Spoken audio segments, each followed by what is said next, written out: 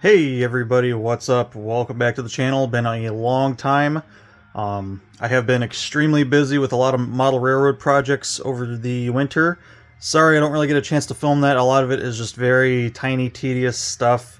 Nothing super exciting or really, um, if some of you guys are more here for the horns, that's stuff's not too exciting for some of y'all, but um, I have been extremely busy. I do have a bunch of horn stuff lined up for the spring and summer, so I'll be looking forward to that.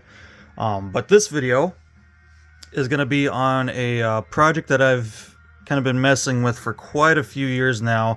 A lot of off time from it, so I kind of had to find my way back to it and get everything gathered. But currently, what I have on my work table here, as you guys can see, it is not HO. This is 2-rail O scale. Back where I lived in Michigan, I actually used to volunteer at a place called Chi-Town Union Station, the world's largest the world's largest personally owned 2-rail O scale layout, massive layout. Over the late last year, the owner of that actually died. Pretty sad. But I think they're still running the place every now and then. So if you are in Michigan and you're in that area, I can't remember exactly where it was, but it's easy to find online. Amazing layout, a lot of work. I volunteered there for like 5 years, and it was just a blast. I actually got into 2-rail O scale through that layout. I have quite a few pieces of 2-rail O. I have nowhere to run it currently, but I have quite a bit of stuff yet. And this is one of the pieces that I have that I acquired from a good friend of mine back then. This is it's a Williams brass 2-rail O scale locomotive. Now Williams is a company that was more known for their 3-rail stuff. They did a lot of really pretty locomotives for 3-rail brass. Well, over 30 years ago, probably like 35-ish years ago, they did a very limited run of brass 2-rail stuff. And so there's not much of it out there, and some of it's kind of hard to find. So I'm very fortunate to have this locomotive. This is considered a rare locomotive. It's one of the few Challengers that they made. I know they did both UP and Rio Grande for Challengers, and I know they didn't make many of them. So these are kind of neat to have. They are rare, and they're an amazing machine. So when I had this, I ran it for a little bit on DC. Never did get the chance to get it to DCC, so I never got the chance to run it on the layout. And then when I moved from Michigan to Iowa, I just kind of sat in the box for a few years, and then eventually I kind of came back around to it and fully disassembled it with the hopes of repainting it, freshening up the paint, doing like the white on the tires and all that stuff, and just kind of doing like a museum paint job on it, making it look really pretty. Well, I only got about as far as tearing it apart, and then I kind of got sidetracked on 100 other projects, so this kind of got set to the wayside. And the hard thing about that was it was completely in pieces. I didn't take the time to put it back together, so I had 2 boxes mixed with various O-scale projects, and this locomotive was in pieces in 2 different boxes.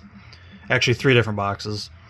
So, fast forward, the last time I worked on this was probably 2015-ish, somewhere around there, 2015, early 2016. And then I didn't touch it until just over last week, or early this week, because today is Saturday, so day before Easter when I'm filming this. And I was actually looking for some other two-rail stuff that I'm trading off with a friend of mine for a few things, and I came across this, and I'm like, hey, you know what? I should really take some time and get it together. So I had finished up some HO projects that I wanted to get ready, and then I kind of had this weird downtime where I didn't really have anything HO to work on, and I'm not ready to go back to horns yet. So this is kind of a nice little intermediate project, and managed to find all the parts, everything. So that was really nice. Got it back together. It is it's on powder right now. I have everything that came out of it to power it back up. We have the motor, the gear tower, a gearbox, the flywheel, motor mount, and a couple other various things. So right now, it's just a really pretty free-rolling locomotive, and it's beautiful quality stuff too. It really is. Of course, most of the body and all the details are brass, and then the rods and tires and the wheels are steel. So there's, you know, the more mechanical stuff isn't brass, but the body and the shell and the details on the shell and all that are brass. And so I just wanted to get it together to see if I had everything. Luckily I did. And before I put it away, because once it gets put away, it's going to go back in its original box, fully assembled. So that way, the next time I revisit this project, it won't be quite such a task to get it together. It'll already be together. But my goal here is to get the motor and get everything back in it, and at least get it running, and then put it away until I work on it again some other day. Not sure when that's going to be. I don't really have a rush for this project. This is just something that I can work on if I find downtime in between working on HO stuff and horns.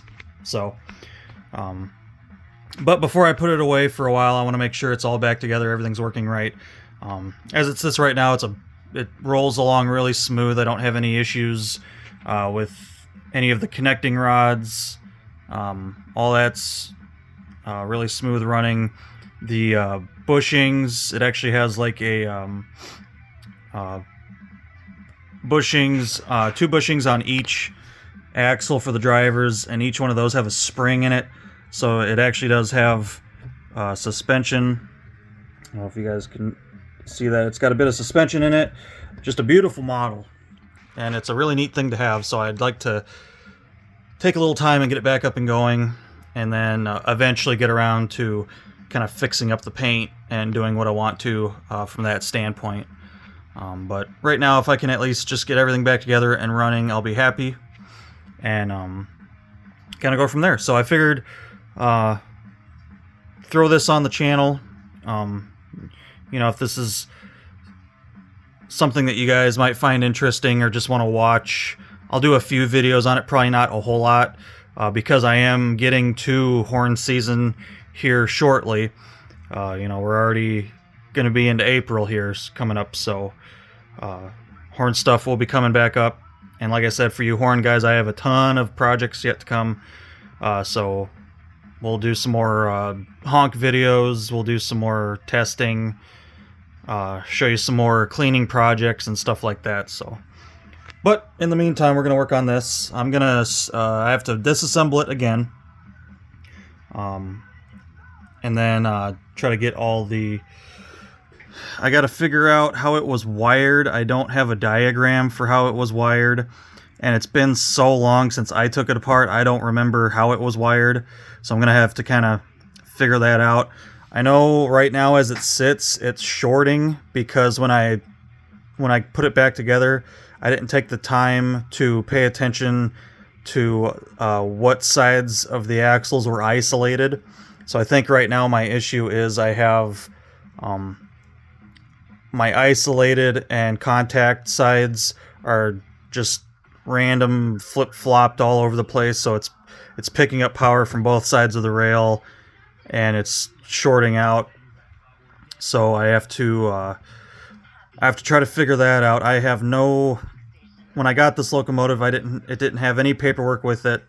I got it, used, of course. But my buddy, he didn't have the manual in the box anymore, so I have nothing to go off of. Finding anything online about it is really hard.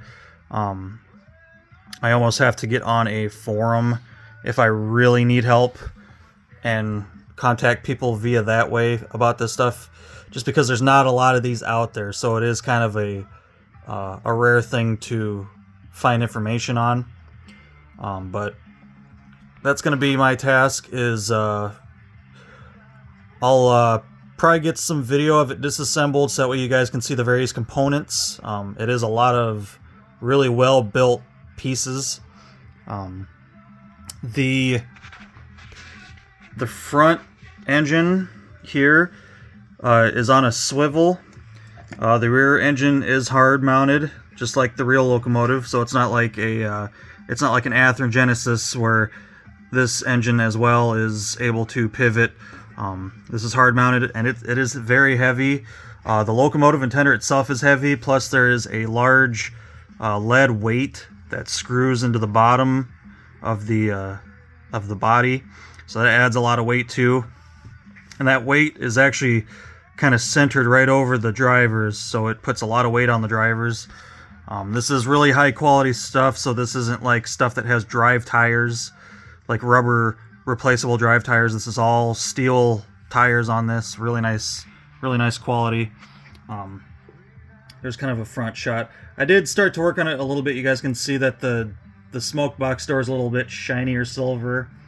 I kind of want to go back and fix up all the paint on this because it was weathered, and I want to unweather it and most likely end up repainting the entire thing. So that'll be a task in of itself. But for now, like I said, I just want to get this running before I put it away, because Lord knows when the next time I'll work on it. So I just want to make sure it's pretty much ready to run in its original box, and I don't have to search for 100 million pieces. So we're going to take it apart one more time, see if I can get it powered back up, and put it back together, and that's it. So the exhaust pipes are actually two pieces. These are able to telescope on each other, plus they are on multiple pivot points, just like the real steam locomotive. Really well built. All the running gear is done really nice. The crossheads slide on their guides, super nice. They sit on a track up in here, and they don't catch. They roll really nice, or they slide back and forth really nice. Cylinder rods are really good. The eccentric crank, the piece for that is actually a soldered piece. I have them unsoldered right now, and they're just kind of a press fit. They do fit on there snug, but I do have those unsoldered so I can remove those.